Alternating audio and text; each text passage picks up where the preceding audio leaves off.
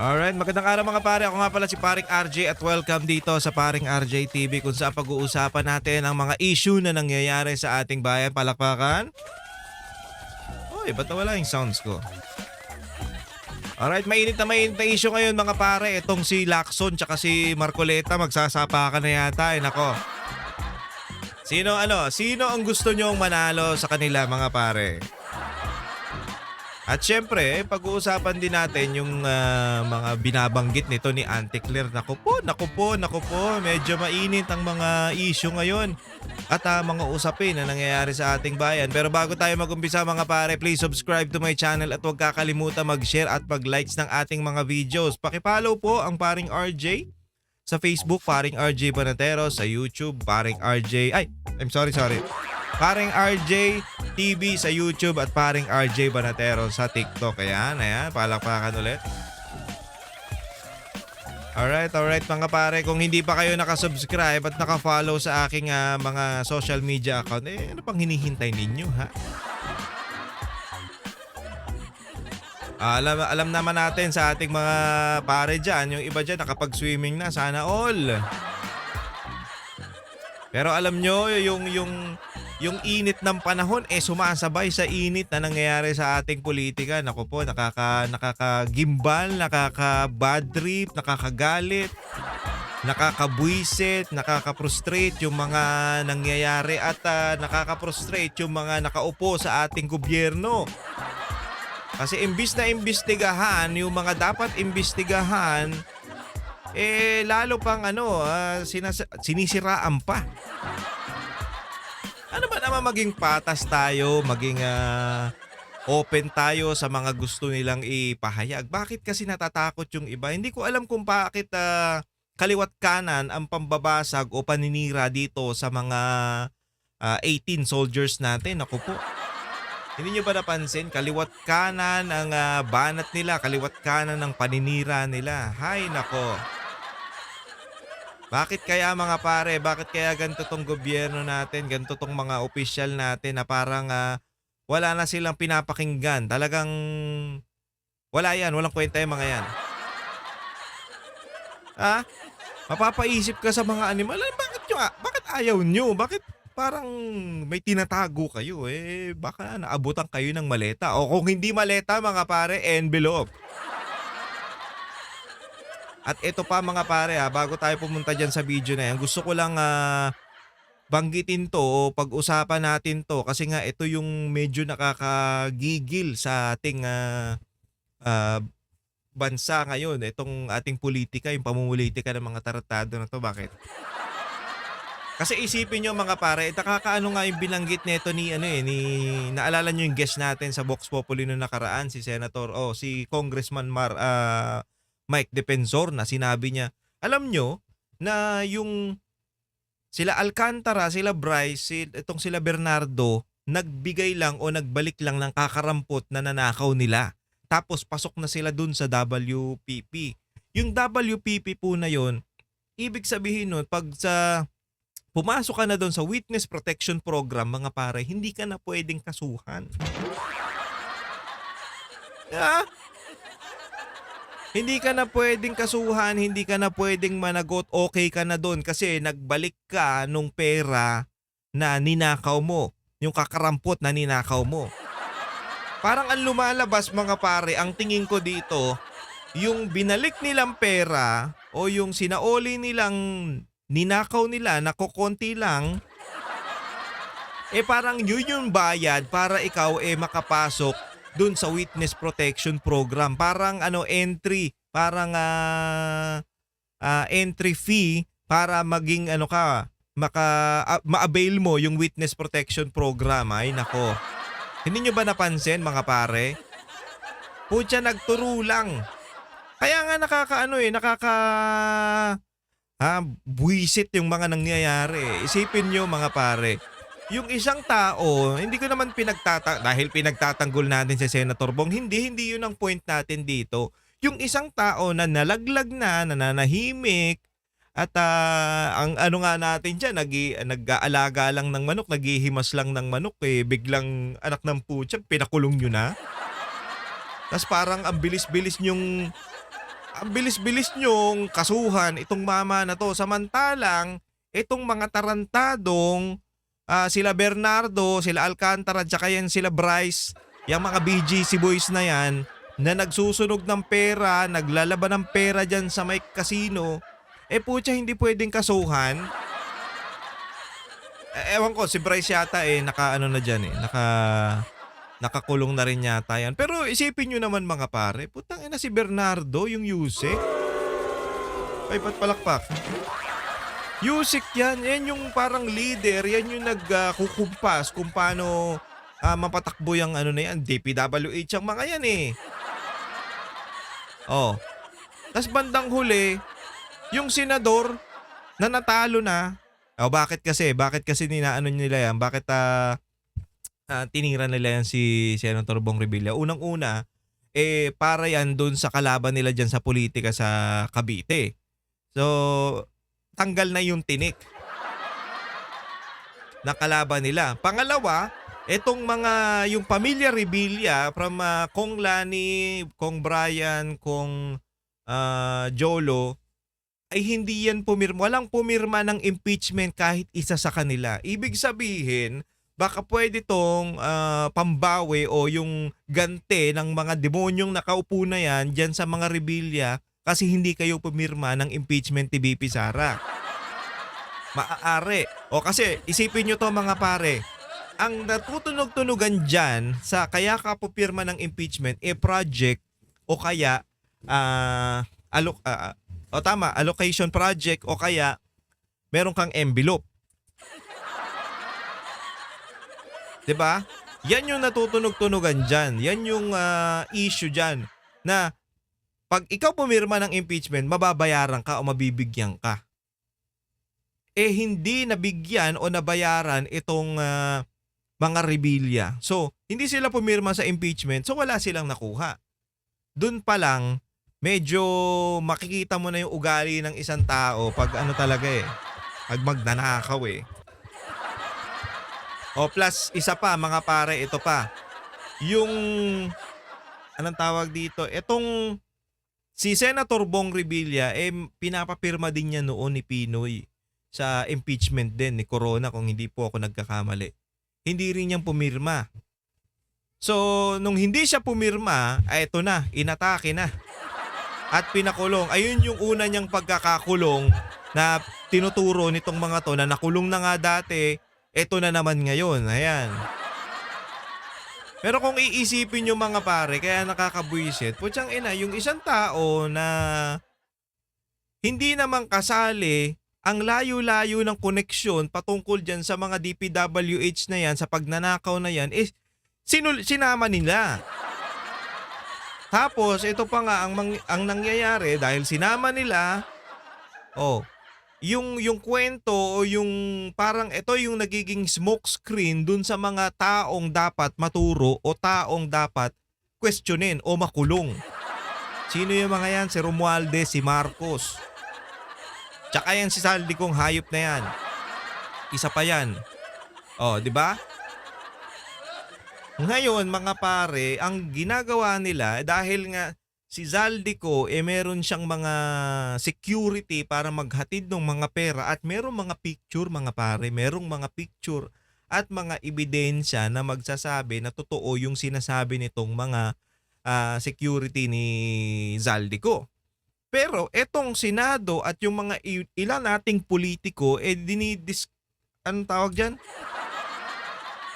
Sinisiraan etong mga sundalo na lalong-lalo na yan si Lacson na pinapalabas huwag tayong maniwala dyan, yung math nga nila hindi tama Pero ang point dito mga pare, may korupsyon, may paghatiran ng pera, may picture, may maleta. 'Di ba? 18 yan.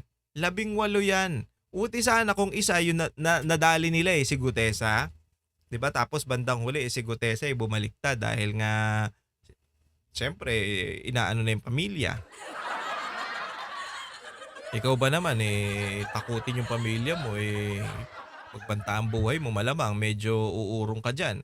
So, si Gutesa madali nilang nabura, napaikot, na siraan na wala lang 'yun. Ngayon eto 18 kasi 'to mga pare, 18 na security at marami pa yan, I think 100 daw yan sila, sabi ni Attorney Baligot. Imbes na imbestigahan yun, yung 80 na yun, ang ginagawa ng gobyerno natin ngayon, ano, gustong ipadisbar si Attorney Baligod, kinasuhan ng libel yung mga ano na yan, security na yan. Bakit? Ano ba yun?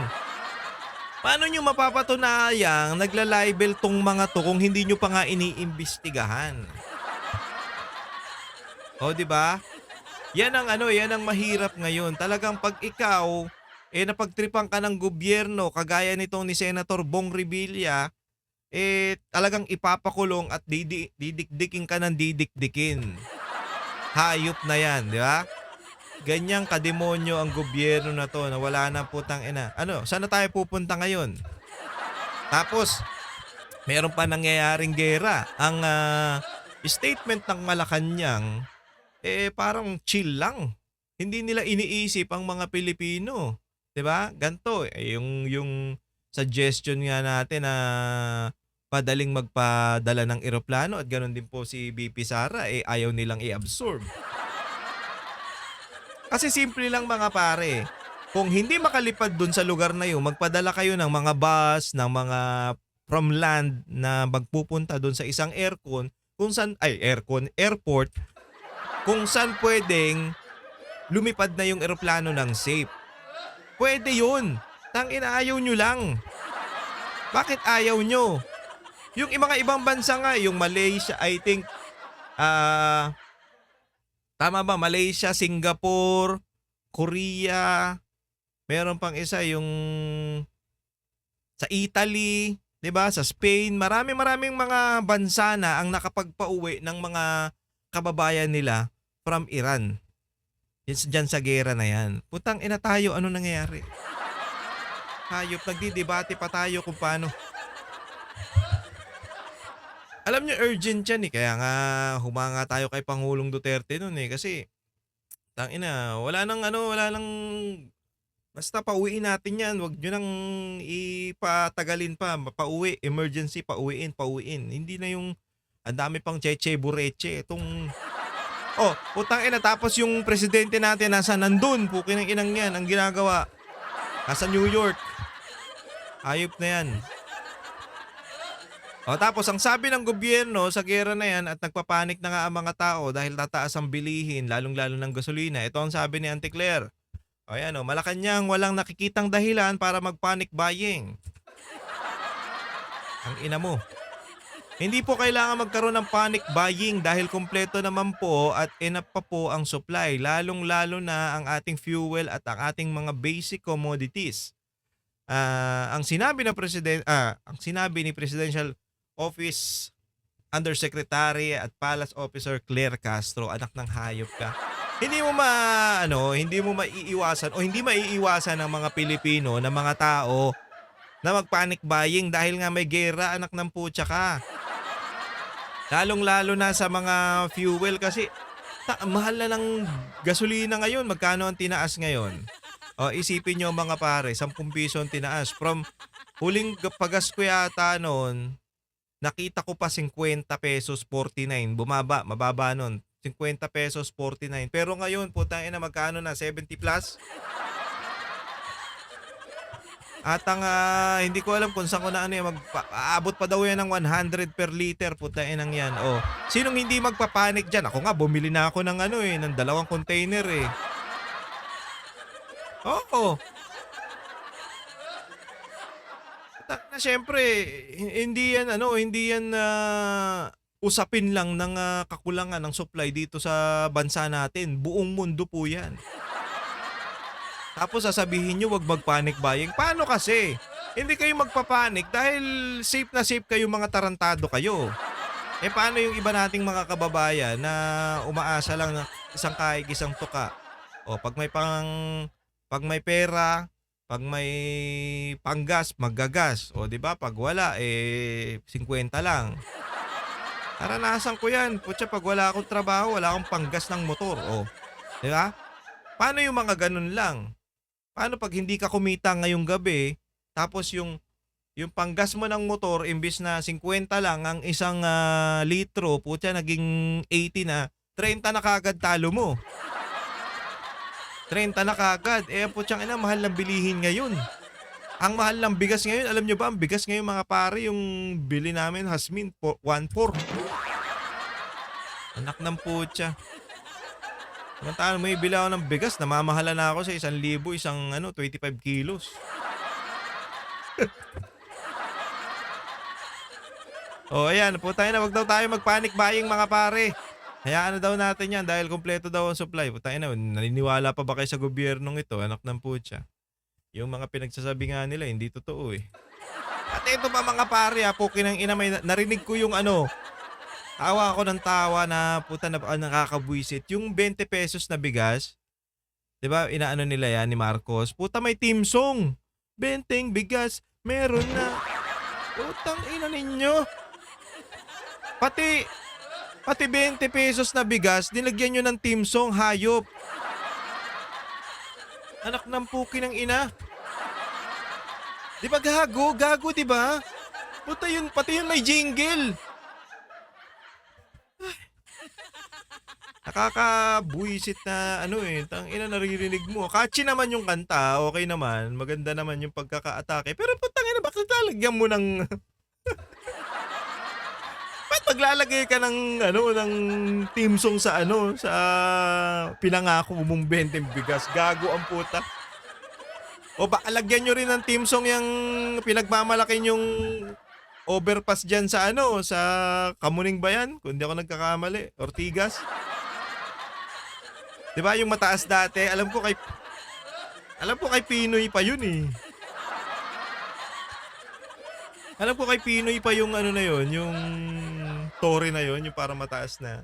Pero sige, sabihin na natin na yan, sa kay Duterte yan, para manahimik na kayo mga tarantado kayo. Pero pukin ang ina mo, presidente ka, parang ribbon cutting ka ng tulay. Gago ang puta. Kasi mga pare, yung tulay dun sa Bukana, di ba na inagaw nila? Inagaw nila yun, putang ina na napahiya sila doon. Hindi naman kanila, yan. Putang ina, gumawa ng sariling tulay. O ito, panoorin natin tong bangayan ni Marcoleta at ni Lacson. Dahil gusto din lamang ni Senator Marcoleta na lagi siyang bida bilang dating chairman, man ng BRC.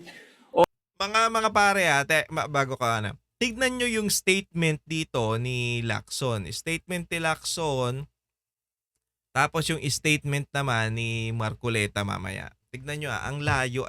Tignan nyo. Ito, yung statement nitong bading na to, paatake dyan kay Marcoleta.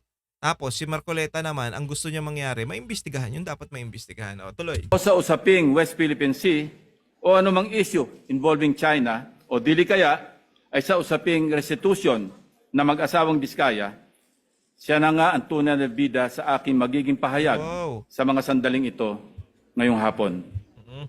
Memory is short, Mr. President.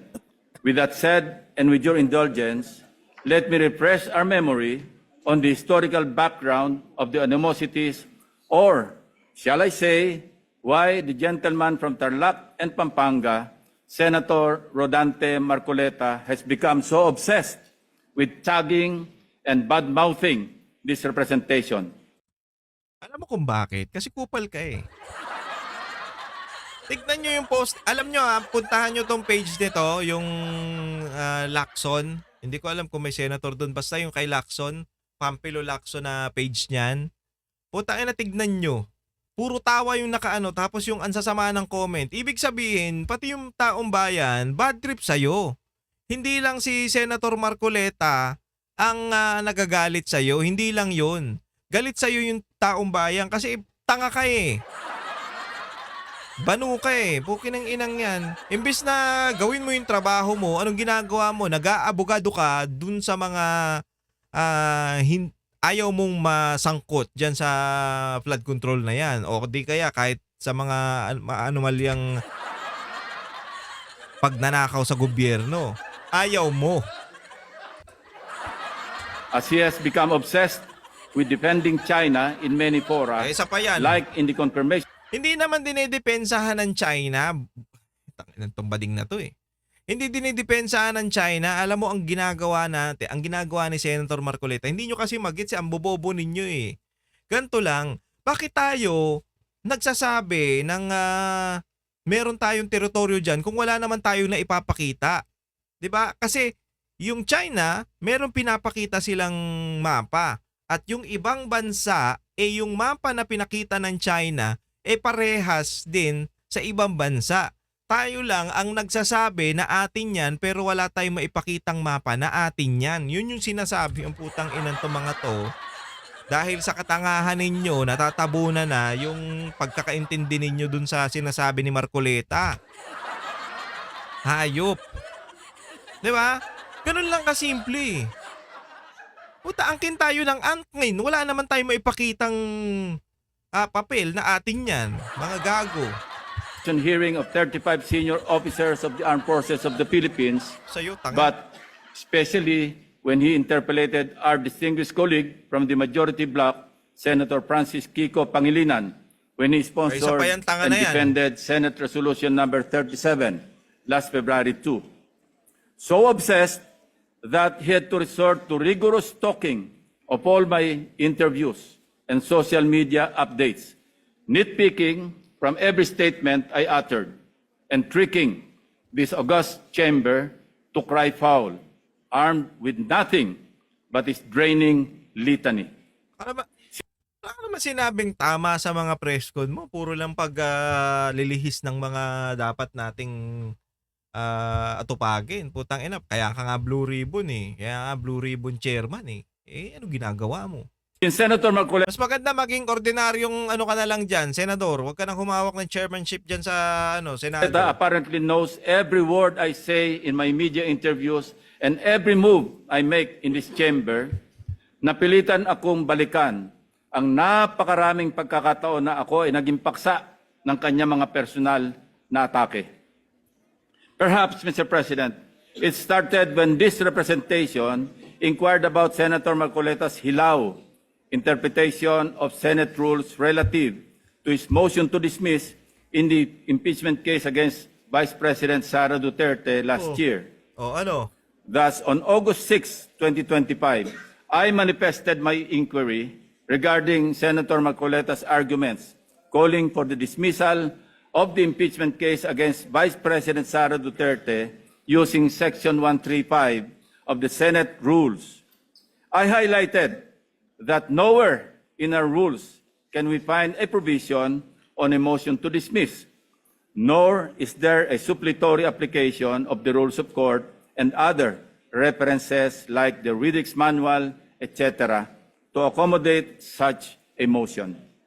I merely raised a parliamentary inquiry into how we can deal with the said motion to dismiss an impeachment case given that we were then constituted as a legislative body in plenary session and not as an impeachment court.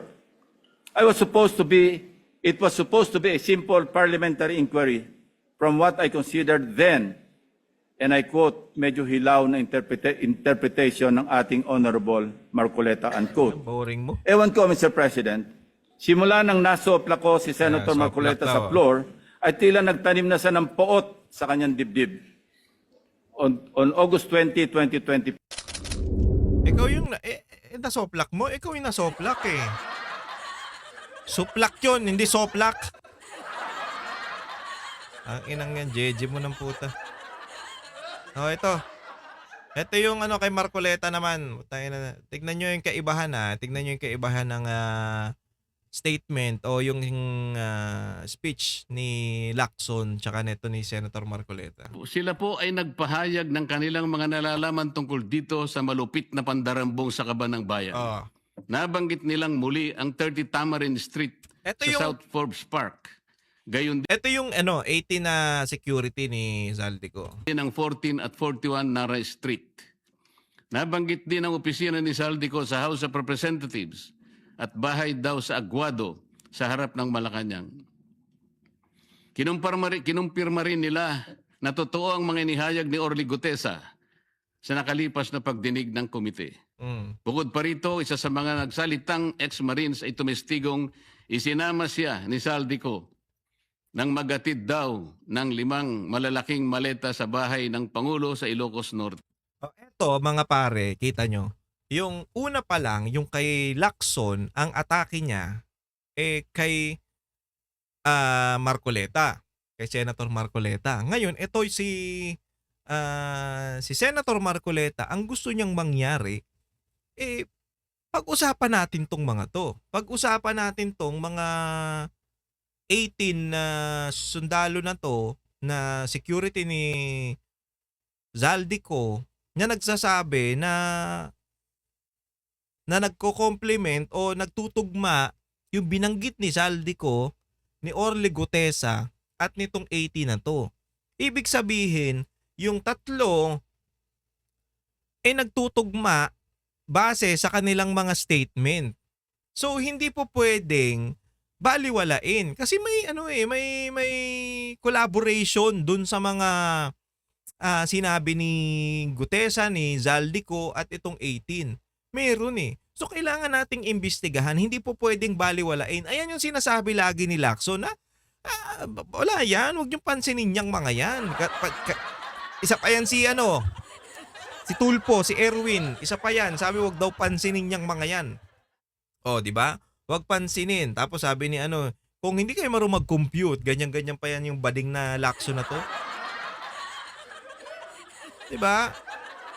Kung may nakikita pala kayong mali doon sa mga sinasabi ng mga sundalo na to o itong mga security ni Zaldico, bakit hindi nyo nga ipatawag?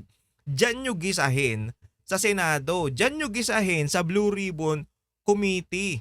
Na yan naman talaga ang purpose niyan. 'Di ba? Mag-imbestiga. Hayop. Hindi, binigyan na kagad ni Lacson ng conclusion na wag natin pansinin yan. Mali-mali nga yung sinasabi niyan ng mga yan Anak ng pukin ng ina, di ba? Gago, di ba? Paano hindi nila isisiraan yan? Putya, kasama sila dun sa mga pagnanakaw yung mga hindi lang natatakot dyan mga pare, yun lang yung mga hindi takot mabanggit dyan sa na yan.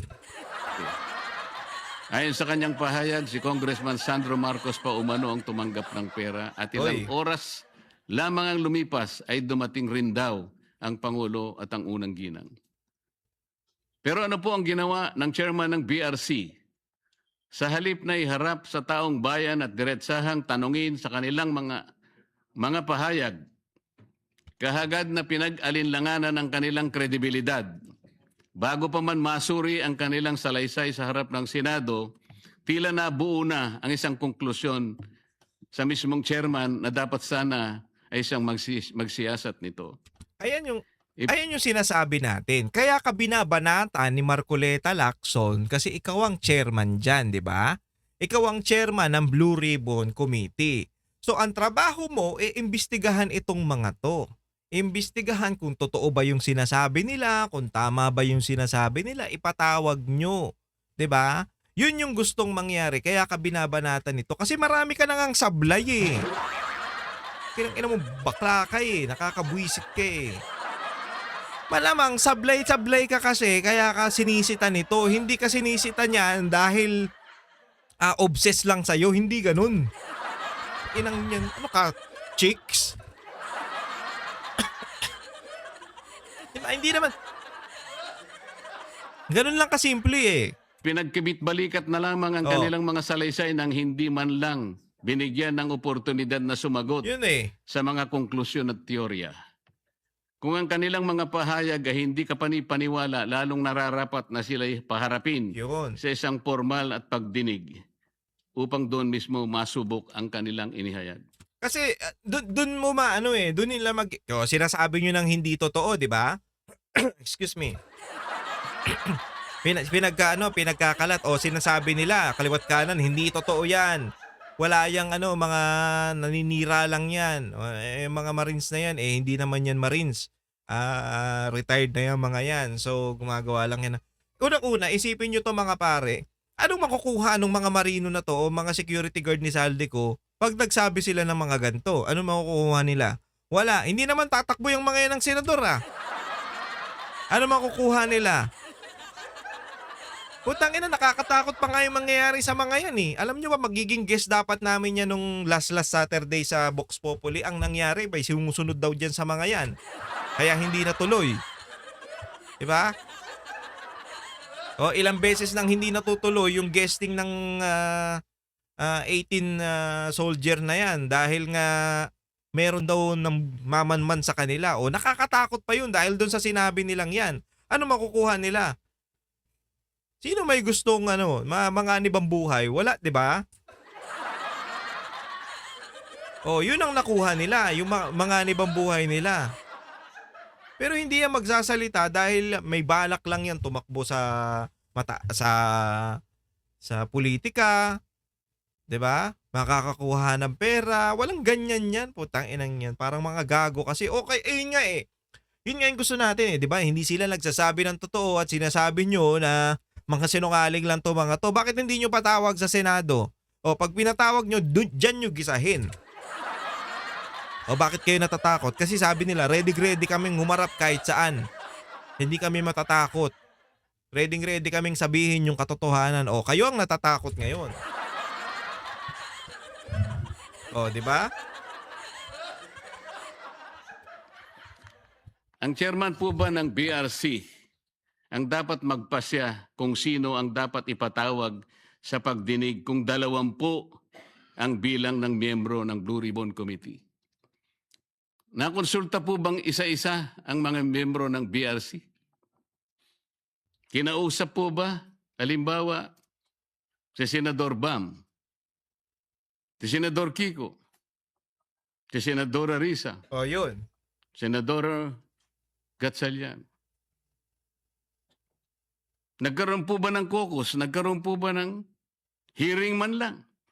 Para pagpasyan po ang napakalaking bagay nito, Mr. President. Mr. President, sila ay matapang na nagsalita at handang tumestigo. O baka pabor din yung mga nabanggit nito ni Senator Marcoleta dyan sa gusto ni Lacson. Kaya okay na lang din. Diba? Ang ganda nga ng ang ganda nga ng usapan, ang ganda ng gustong mangyari. Ang ganda na, ito na lumalabas na talaga eh. Tsaka hindi na nila matatanggi kung saan papunta yung turo ng kung sino yung mastermind. Hindi na nila matatanggi. Kaya ang gagawin nila ngayon, sisiraan na lang nila itong mga security guard ni Zaldico na to. Para hindi magtuloy-tuloy yung usapin na yan hanggang makalimutan na lang ng taong bayan. Ay, correction pa nga pare ha. Ito pala yung nauna. Ito kasi March 9. Ito yung kay Lacson, I think, o March 10. So, ito ang nauna, yung banggit niya. Ang ganda naman eh. Wala namang atake masyado kay Lacson eh. Ang gusto lang mangyari ni Senator Marcoleta, magtuloy yung investigasyon na may binibintang o binagbibintang ka nitong mga sundalo na to na ang leader dyan eh si Romualdez at si Marcos. Dapat imbestigahan, dapat ituloy. Kaso hinaharang ni Lacson. O tignan nyo yung statement ni Lacson. Putyang ina, puro kay Marcoleta lang. Loy. Ayon sa kanilang nakita. Saksi sila sa kung saan at kanino dinala ang limpak-limpak na perang nakapaloob sa mga maleta, mga kahon at iba pang mga sisidlan na kanilang ginamit. Ano bang patunay pa ang dapat nilang ilabas para lamang sila'y inyong umpisahang pakinggan? O baka gusto nilang ang maliit pa ang magsalita. Oy, puta. Hindi raw kapani-paniwala. Eh sila nga ang inutusang magdala ng pera, Ginoong Pangulo. Kaya ang tanong, ano bang kinakatakutan ng chairman? Ayan na. Ano na po ba ang nangyari sa pagsunod sa ebidensya? O piling ebidensya lamang ba ang susuriin at ipipikit na lamang ang mata sa iba? Ayon sa Romans 1:18, nahayag mula sa langit ang pot ng Diyos laban sa lahat ng kalapastanganan at kasamaan ng mga taong dahil sa kanilang kasamaan ay hinahadlangan ng katotohanan. Hanggang kailan po itong tahasang pagharang sa katotohanan, Ginoong Pangulo? Ano na po ba ang nangyari sa makulay na kasaysayan ng Blue Ribbon Committee na sa mahabang panahon ay tiningala at nagsilbing isang bantayog sa pagtukoy at pagtutok sa mga katiwalian at pagdarambong na nagaganap sa ating burokrasya. Oh. Ang Blue Ribbon Committee po ay Senator Marcoleta ay naging pink. Anak ng pukin ng ina. Hindi, nakakamura talaga mga pare. Pasensya na pero hanggat hindi ito pinapatawag ni Lacson, araw-arawin natin tong hayop na to. Kasi simple lang naman eh. Gisahin nyo dyan. Gisahin nyo ng gisahin. Puta kung sino-sino pinapatawag nyo mga nakamaskara dyan eh. Di ba? Yung dalawang babae pinatawag nyo. Pero si Lacson ang nasagot. O, di ba? Tinatanong ni Senator Marcoleta pero siya yung sagot ng sagot. Anong klase yun? Sa tingin nyo patas yun? Tama yun? O eto nga eh. Hindi nila kayang ipatawag dahil nga etong mga to eh matatapang to. Talaga magsasalita ng katotohanan to. Sinisira nila ng sinisira ngayon. Ang labas ng mga trolls ngayon, 18 na mga sinungaling, 18 na mga bayaran. Ganyan lang sila eh. Ganyan naman yung mga yan eh. So pag hindi nila, malapit na silang mahuli sa kumunoy, Kutya gagawa sila ng paraan at gagamit sila ng mga trolls para sirain at pagtakpan yung mga katarantaduhan na nangyayari o ginagawa nila noon pa. Wala na. Kaya nga mga pare hanggang kailan ba tayo magtitiis sa mga nangyayari dito sa bansa? Sana talaga mawala na yung mga demonyo. Tandaan nyo yung mga yan ha. Tangina pag binoto nyo pa yan, tanga na kayo eh. Si Lacson, si Soto. Actually hindi naman nanalo yung mga yan. Hindi naman yan nanalo. Nilagay lang talaga yan para pag itong panahon na to. Para itong panahon na to nangyari, nagkaabukingan, ayan sila ang tagapagtanggol. Utak din. So nilagay ang mga tarantado na yan para ipagtanggol yung nagpaupo sa kanila. Kung sino ba yon? Syempre, saan ba sila tumakbo? Ayan ang nagiging tagapagtanggol nila ngayon. Kaya, ewan ko, hanggang kailan ba tayo magiging ganito?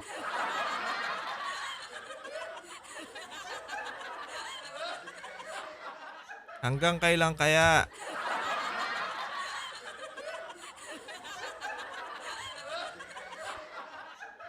Diba? Kawawa naman ang bansang Pilipinas kung mananatili tayong ganito sa ating bayan. Ay, mananatili itong mga tarantado na to.